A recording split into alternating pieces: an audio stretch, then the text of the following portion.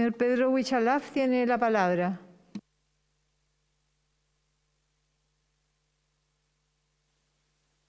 Muchas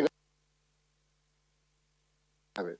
Muchas gracias, señora presidenta. Yo también voy a solicitar si me pueden autorizar para compartir pantalla y voy a tratar de usar el poco tiempo en el máximo posible. Está autorizada el uso de la... Ahí, muy bien. Ya. Muchas gracias. Bueno, en primer lugar quiero agradecer la invitación y quiero comentar que vengo en mi calidad de ex subsecretario, pero también desde el punto de vista académico, porque soy docente del Centro de Investigación en Ciberseguridad de la Universidad Mayor y me tocó ser subsecretario de marzo del 2014 a octubre del 2016.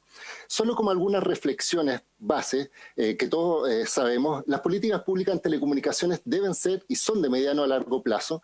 Los distintos gobiernos deben darle una continuidad, considerando que una labor principal de la subsecretaría es el fomento y desarrollo de estas telecomunicaciones en el país. Y este mercado de las telecomunicaciones en Chile es privado, eso hay que considerarlo, pero es rol del Estado entonces establecer lineamientos claros y propuestas concretas, incluyendo posibles recursos para subsidio estatal para lograr este desarrollo. Ahora, respecto a la licitación del 5G, tal como lo han mencionado y lo mencionó el senador Letelier, y también en CONADECUS, esta licitación son al final cuatro concursos, pero los dos primeros, concursos 700 y AWS, van a permitir a la empresa que se lo adjudique que ofrezca probablemente 4G o superior. Y en el caso de 3500 y 26 GHz, 5G. Por tanto, el concurso no es solo de 5G. Esa es la primera consideración para efectos de no tener una expectativa de que todo el mundo va a tener 5G si es que se gana la banda 700 o AWS, porque probablemente no va a tener esa tecnología.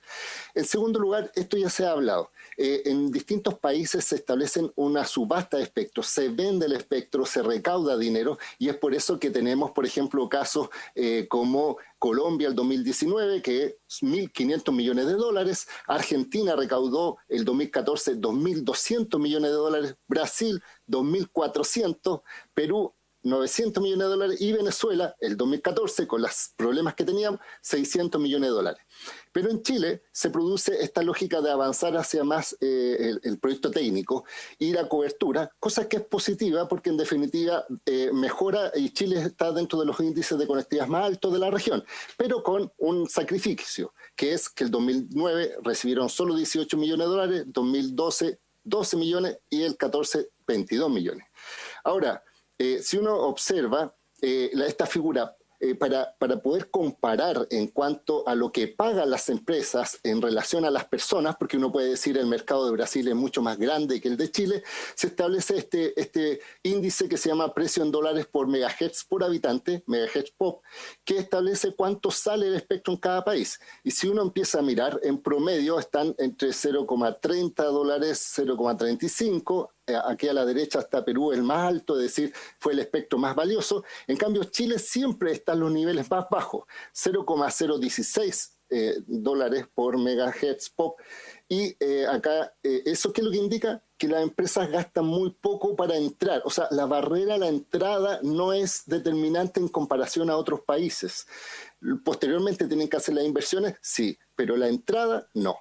Entonces, si uno ve las contraprestaciones, como es la figura que tiene el Estado para exigir que si no te paga las empresas al entrar, sí establece esta obligación, que es llegar a localidades donde nunca van a llegar las empresas porque no es rentable. Acá hay algunos ejemplos del 2600, donde puse al azar algunas localidades que muchos de los senadores aquí presentes, senadoras y senadores, conocen la realidad de su región y saben que en esas localidades que son pequeñas, bajas, densidad, están hoy día cubiertas. Y en el 700 fueron 1.281 localidades y estas fueron beneficiadas. Que esto, insisto, no recibió el Estado la recaudación, pero sí se conectó. En cambio, en la banda, en este concurso, se establece esta lógica de reemplazo por las contraprestaciones por polígonos industriales.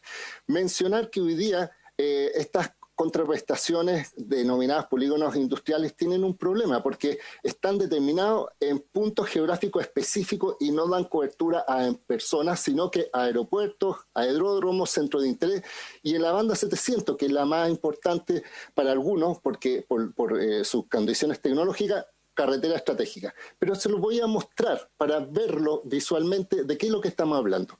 En el concurso 700, por ejemplo, en esta zona, en las zonas rojas, las líneas rojas, son aquellas rutas que hoy día las empresas van a tener que conectar si es que ganan la banda 700.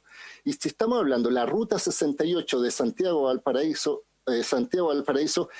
hoy día ya está conectada, entonces se le está pidiendo algo que ya tiene conectividad. O la ruta, la circunvalación Américo Vespucio, en Santiago, pleno centro.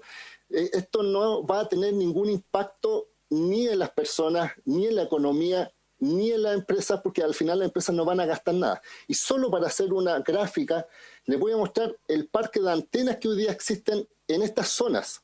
Y vean en color verde toda la infraestructura que existe. Voy a volver atrás para ver la diferencia. La ruta 68 y Santiago no va a existir ninguna ganancia con este tipo de contraprestación que se llama polígono o rutas estratégicas. Los puertos.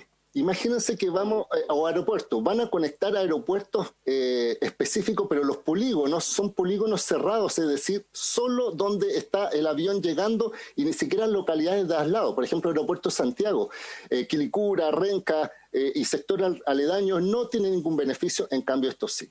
Y si uno lo ve, los puertos privados financiados con recursos públicos conectados, cuando estos son los primeros actores. Y solamente va a ser una referencia, Punta Arenas. Imagínense que el polígono es iluminar el mar y esta franja del puerto. O sea, ni siquiera los vecinos que están frente al puerto se van a ver beneficiados porque el polígono exige solo esa circunstancia. En cuanto a temas de instituciones públicas, hoy día en la mañana escuché a la subsecretaria en una conferencia hablando de que todas las universidades de Chile se van a conectar. Y déjenme decirles si es que estoy equivocado, pero la Universidad de Chile, por ejemplo, no va a ser una de las universidades beneficiadas, pero sí la Universidad Adolfo Ibáñez Campus Peñalolén. Es decir, el Estado, en vez de conectar zonas rurales, está beneficiando a instituciones privadas y ubicadas en zonas, en este caso de la región metropolitana, muy bien conectadas. Les quiero mostrar esto hablando de la zona de la Araucanía, ya que estamos hablando del conflicto mapuche y del tema de la conectividad en esta zona, lo dijo el ex subsecretario Atton y los senadores que me antecedieron. Estas zonas azules y rojas son las contraprestaciones logradas con el 2600. Estas manchones son aquellas localidades que se vieron beneficiadas. Si vemos hoy día el parque de antenas que existe en esa misma zona, puede ver que son coincidentes, voy a volver atrás, con las localidades que fueron beneficiadas que de otra forma, sin contraprestación, no hubieran tenido conectividad. Pero en este proyecto se les exige estas rutas y estos proyectos, es decir, no hay ningún impacto adicional, no hay cero desarrollo social en la región de la Araucanía, pudiendo utilizar esta herramienta de las contraprestaciones para a mejorar aún más esta zona. Entonces, ¿de qué estamos hablando? Y por último, mencionar que respecto al total del espectro licitado, el año 2009, como decía, 90 MHz. El año 2012 se licitó 120 MHz. El 2014, 70 MHz. Y el año 2020, 1800 MHz. Y no hay correspondencia entre lo que se licita, entre la lógica de a quién va a beneficiar y, por tanto, todo esto. Y este es un informe, para ir terminando, que fue lanzado del estudio 5G de una institución privada con la ministra. Primero, decir que no debemos embriagarnos con los números ni las proyecciones del 5G. Segundo, la subsecretaria en esta introducción habla que permitiría reducir la brecha digital con el 5G y ahora está diciendo que no. ¿Me entienden? Hay un doble discurso que hay que transparentar. El 5G no es para las zonas rurales, no es para la conectividad, pero sí los beneficios de las contraprestaciones o los beneficios adicionales a la tecnología 5G. Para terminar, hoy día la licitación además sacó la reserva de sistema de emergencia. Como subsecretario fui de los que fijamos dentro del espectro una banda para sistema de emergencia y fue sacada. Y va a estar entregada. Segundo lugar, mencionar que el gobierno, al establecer estas contraprestaciones, pero polígonos, beneficia a instituciones y empresas y no a las zonas aledañas. En la ley del roaming automático nacional que recientemente fue aprobada, señala que todas las localidades extras que van a llegar con una empresa van a verse beneficiadas. Es decir, con este concurso de espectro podríamos beneficiar a localidades y además aplicarle la ley del roaming automático y se beneficiaría.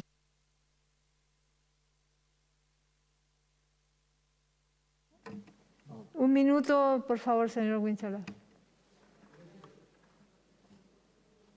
Tiene que dar su micrófono.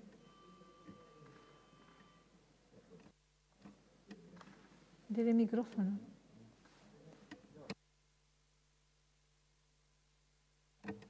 Tiene que dar su micrófono. Está sin voz.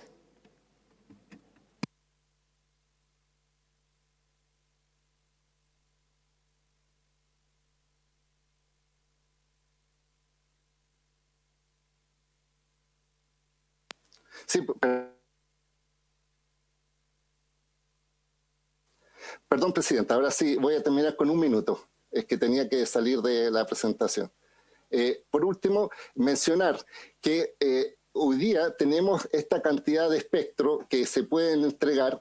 No estoy en contra del concurso 5G, sí que no estén las contraprestaciones, sin mencionar que hoy día además un punto que las contraprestaciones que fueron beneficiadas por el concurso anteriores son porque los municipios entregan esa información a Subtel.